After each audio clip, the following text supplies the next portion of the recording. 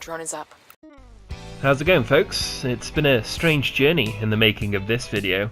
I originally started writing the script to my thoughts laid bare on Ghost Recon Wildlands, but as I wrote down my thoughts and developed my opinions, overall I came off as a bit of a mopey moaner. I just couldn't think of any one positive thing to say without having to couple it with some sort of sarcastic comment or criticism. I mean, I couldn't get past the first paragraph without making a suicide joke. It was, yeah, pretty grim. And I don't want to just whine and moan. I love my hobby. I'd rather spend my time celebrating what I enjoy than critiquing what I don't. So instead of covering a game about a team of tactical stealth specialists bumming around Bolivia that, paradoxically, everyone has heard of, I'm going to cover a game about a team of tactical stealth specialists bumming around Japan that I feel didn't get enough attention. These are my thoughts laid bare of Shadow Tactics: Blades of the Shogun.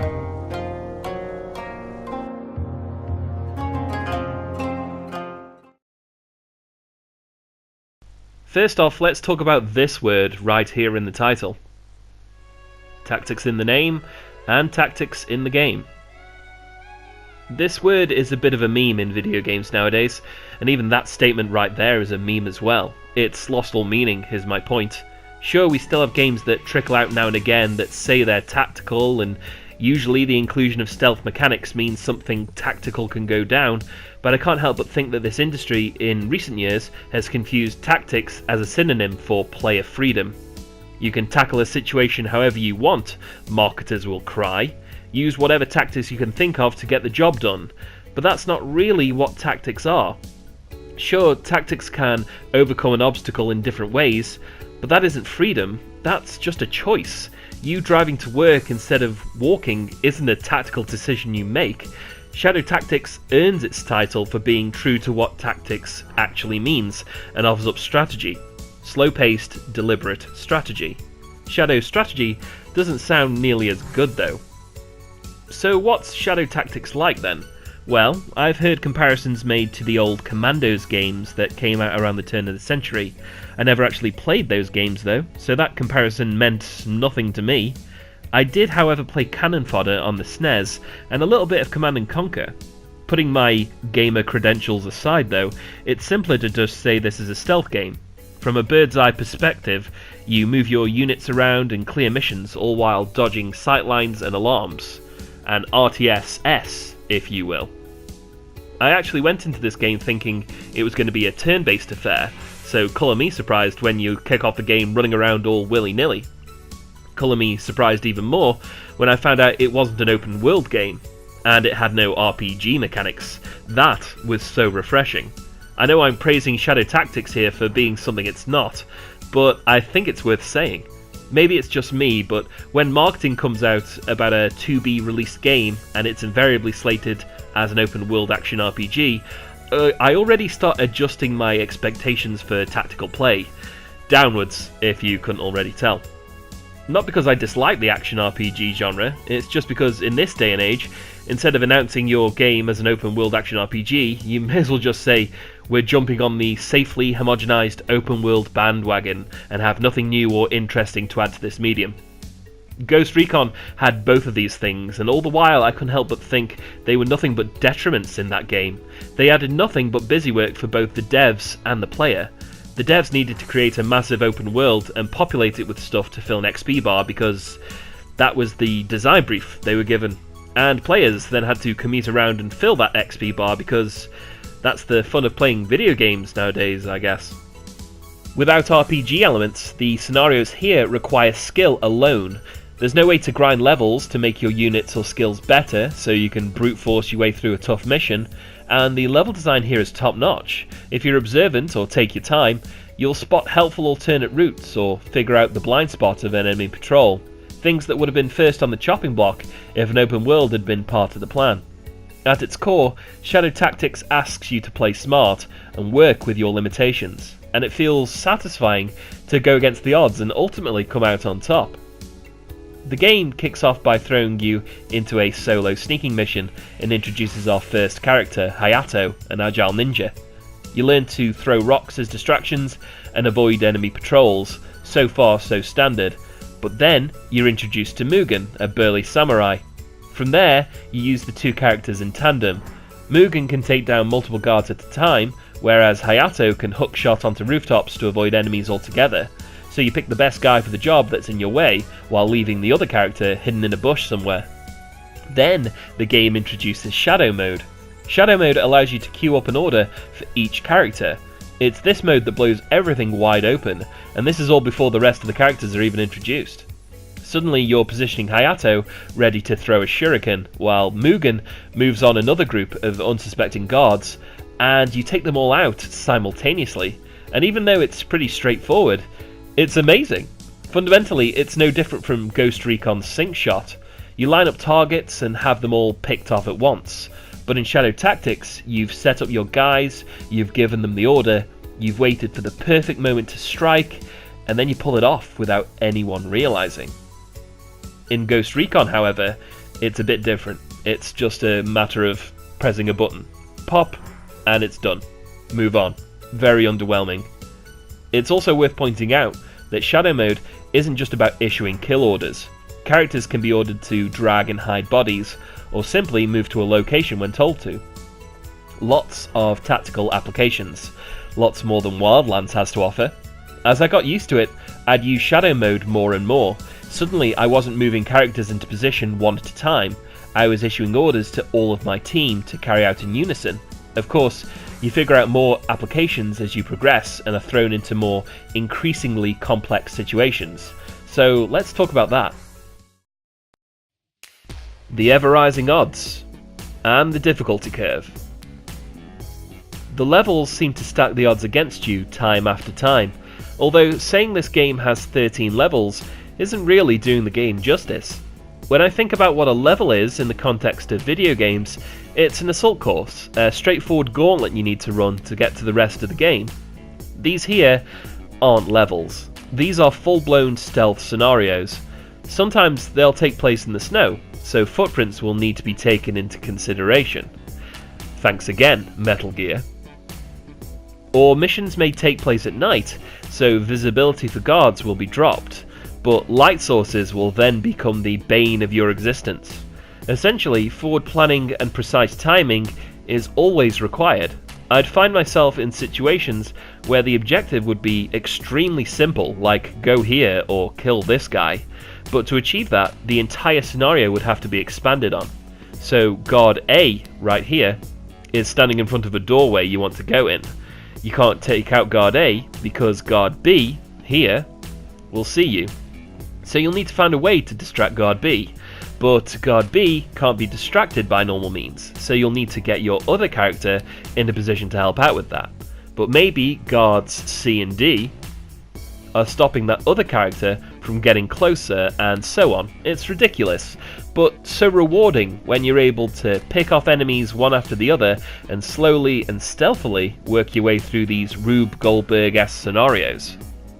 There's never a low point or lull in gameplay. Every single scenario offers a different kind of objective, a different locale, and a different team build with different skill sets.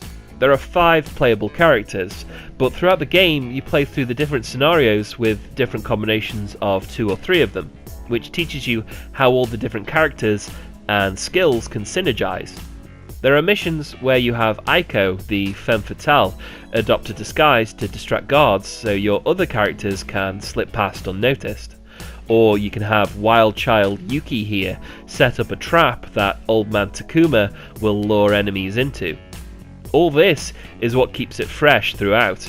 You never get a chance to rely on the same tactics over and over. You're forced to adapt and experiment, and because of that, you never feel kneecapped when a certain character isn't in your lineup. But even though there's no low point in gameplay, there certainly is a plateau, and a very short-lived one at that. At least it was for me. Just after the halfway point of the game, you get to do a mission which includes all 5 characters. It was what the game was leading up to. All of a sudden, I had all these separate skills and strategies come together at my fingertips. All the characters had been working independently, but now was my chance to really strategize with all of them. At least, that's what I thought. Without spoiling anything, there is only one mission that includes all 5 characters, After that, you go back to different permutations of characters again, and while they're by no means bad, I was hoping for more of an opportunity to play around with all the characters again. It's a strange design decision. Like I said, it felt like the game was building up to having all the characters together for the last portion of the game. The devs obviously didn't want to throw players in at the deep end, which is why they introduced the characters one at a time and gave us ample opportunity to try out all of their skills. But here's the thing, restricting the number of playable characters limits what kinds of strategies you can come up with, and I think the devs realised this too. At the start of the game, you are doing a pretty straightforward solo sneaking mission. Then, one after the other, characters are introduced. But even then, you can control them one at a time and still achieve your goals. But as you progress, actions and characters need to be synchronized with Shadow Mode. Yes, having only 2 or 3 characters may have been a limitation the devs laid out on purpose for difficulty's sake, but surely the difficulty curve this game should have travelled should have ended where situations where only 5 characters was just enough to get you by. That being said, the final mission is pretty tough with the team it gives you, and does feel like a fitting end to the story this game wanted to tell. But a 5-man finale? It's a missed opportunity, I guess. But what do I know? I don't develop games for a living, so maybe I'm just talking out my arse. The challenge this game offers continued long after I finished my first playthrough. If you're like me, you'll want to collect all the badges this game has to offer. Each scenario has 9 badges to collect. Some are simple bonus objectives like kill 3 enemies with a single grenade or something like that, but the truly interesting badges are the ones that influence your playstyle and the tactics you employ. These range from the fairly straightforward don't kill anyone to don't enter water to even don't use a certain character or skill. These are the badges I enjoyed going after the most. It's pretty evident by now, just by looking at my channel, that I like to push myself when it comes to video games. No fun crossing the finish line without limping across it, right? They get you to take on the scenarios again, but incentivize you to come at them from a different angle. Maybe even work up a new strategy you never would have imagined in the first place. There are badges that are even mutually exclusive to any single run, so if you're going to go after them all, multiple playthroughs are unavoidable. Is this padding? Yeah, it totally is. But here it works to the game's favour. The badges are by no means compulsory, you don't need to collect any to finish the game, but if you're willing to go for any of the badges at all, odds are you enjoyed playing through the game in the first place and wouldn't mind going back to retrace your steps and really play around with the mechanics on show here. Hang on, I've just realised that all this time I've been talking strategy and I haven't even brought up the stealth mechanics. I think I better fix that right now. The mechanics of Shadow Tactics versus the mechanics of the industry. The idea of stealth and sneaking around has been gamified in loads of different ways, which shouldn't be surprising when you think about it. Stealth is a genre like any other, and can be mixed around with other genres to create all sorts of experiences. We have puzzle games like Stealth Inc., where going unnoticed is another factor for you to consider when solving puzzles, but it's not like being discovered in these kind of games have any long-term consequence. But on the flip side of that, we have turn-based strategy games like Invisible Inc., where you need to take into account your team's limitations as well as the enemy's next turn. Detection can be immediate and devastating to an entire playthrough, so just like Shadow Tactics, careful planning is always required. There are RPGs where the quality of stealth is something that can be quantified and built upon. Taking out stealth perks in Fallout 4, for example, doesn't necessarily make sense in real-world terms, but if that's the build you're going for, that's what you have to do. We have horror games like Outlast that have simple stealth mechanics that tap into the more evasive cat-and-mouse side of stealth. And then there's the action stealth that's got pretty popular over the last few years. You'll find the likes of Uncharted 4 and the more recent Metal Gear Solid games here, and lots of others. There's a certain flavour of stealth in this category though that Shadow Tactics uses. It's a very forgiving kind of stealth. Entering a guard's field of vision doesn't spell instant detection. In Shadow Tactics, the zone will fill in yellow. If the yellow reaches you, you are detected. Mechanically, It's similar to stealth mechanics we see in a lot of nowadays, especially in Ubisoft games. In these games, a bar or something will slowly fill or change shape or colour when you're in an enemy's view. If it completes that change, you are detected. Usually, I really hate this mechanic. It shatters any sort of flimsy structure that may be suspending my disbelief, and it can be easily manipulated. I mean, look at this. I guess you could call this kind of behaviour high-level play, but this just looks like a farce. Enemies won't react to you or spot you as long as you can make it to cover before this very video gamey meter fills. In this regard, it's roughly analogous to the regenerating health you find in first and third person shooters. In those kind of games, as long as you can make it to cover in time, even the most bullet-riddled of bodies can make a full recovery without consequence. And that's what's missing from these stealth games. Consequences. You shouldn't be able to do maneuvers like this and still remain undetected. The reason I'm willing to give Shadow Tactics a pass here is because it's not an action game, it's a strategy game. Your movements here are slow and deliberate. Action games usually have you controlling one character, and what's more, that character's quick, responsive controls should save you, at least they should. And I'm not even saying Shadow Tactics controls badly. For an action game it would, but for a strategy game it functions just fine. But you'll obviously need more time to react to something. You may be controlling one character when another character suddenly enters a patrol's field of vision, for example. It's the same with the camera too. I've heard a lot of ire be pointed at how awkward the camera is in this game, and I agree, it is awkward, but I'm willing to go lenient on it because it's not like it's swinging around wildly. You have plenty of opportunities to set the camera up how you want it before you make any kind of move. Being detected and generally acting like an outrageous clown rather than a sneaky ninja is treated as grounds for straight up punishment, as it should be. Shadow Tactics doles out the harshness in a few ways. As is, your characters are super deadly, or rather, the rank and file enemies are very simple to kill.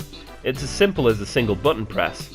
It's getting your characters in a position to take them out in the first place that's the hard part. You don't have a lot of ways of taking out guards at long range, and the skills that do allow you to pick off dudes at a safe distance have disadvantages, like limited ammo, producing a loud noise, or having you place a trap or something that is time consuming and also requires you to get close enough to lay it in the first place. Enemies, on the other hand, are all armed with rifles. Every scenario has your team bringing knives to a gunfight, so as soon as enemies do see you, they can instantly start dealing damage. When in an enemy's field of vision, your character's movements and actions are slowed right down. This dissuades rushing in, tanking hits, and taking on a gang of guards. In fact, odds are you'll be gunned down before you even get close. Even the beefiest character, Mugen, can only just about take on a bunch of enemies and come out the other side of the encounter intact. Causing an alert or raising too much suspicion, like leaving dead bodies out for the world to see, will have additional guard units spawn and assume additional patrol routes. It's like I said earlier, Shadow Tactics expects you to play smart, but maybe, at the very least, it expects you to play sneaky. It sounds elitist to say, but if you're not doing either of these things, you're just not playing it right. Finally, the hardcore difficulty decreases the amount of health your units have, and also increases the speed in which guards notice you. The main objective of all of these mechanics together, though, don't just incentivize stealth tactics, they ensure they are the only viable option the player has. Again, there are so many games that seem to want to be jacks of all trades, so many so-called stealth games that seem to be embarrassed of their stealth mechanics when they hand the player a big gun and say, it's okay not to be stealthy for this part. It's refreshing to play a game as restrictive as this, and ironically, it still offers a great amount of freedom. It's not trying to be a rip-roaring stealth adventure where your characters have a heroic moment fending off an army of mooks single-handedly. Shadow Tactics would prefer to be a master of its trade rather than a lowly jack.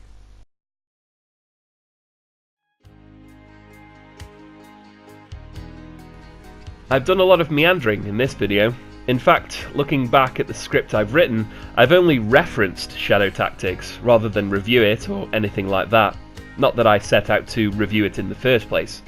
A lot of what I've gone into here, Shadow Tactics was more of a springboard than the main topic. But these are the thoughts that Shadow Tactics elicited from me. It offered up such a great stealth experience that it made me take a look at how stealth is done across the gaming universe. We're at a point in time where stealth as a gameplay mechanic is just as overdone as RPG elements are, with both being shoehorned into all sorts of games, whether they fit in them or not. So for something so ubiquitous to shine here really made me sit up and take notice. If you're looking for a recommendation, then yeah, Shadow Tactics is worth your time. It's a surprisingly well made and well thought out game. I must admit, I went into this with the most basic of expectations. A bit of stealth gameplay, some gimmicky levels, stuff like that. But I got so much more, which is probably why my overall opinion is extremely positive. There are fully voice-acted cutscenes, both English and Japanese. The story kicks off on the generic side, but takes some intriguing turns. By the end of it, I can't say I was completely invested in these characters, but I wanted to know how their tale played out. If there was one thing I wanted the most though, it was to go back and play through the missions again, but with different characters or team builds. Replaying the missions to get badges and figure out new methods is fine, but remixing them to be tackled with different team builds would have been so much better. I doubt it would take much work to implement too, just have a character select screen or something at the start of a mission. But most importantly to me, the concepts of stealth and strategy are truly married in this game, and that alone made it possibly the best and most rewarding stealth game I've played in the last couple of years. And yeah, that includes the Phantom Pain. Oh god, I'm going to regret saying that, aren't I?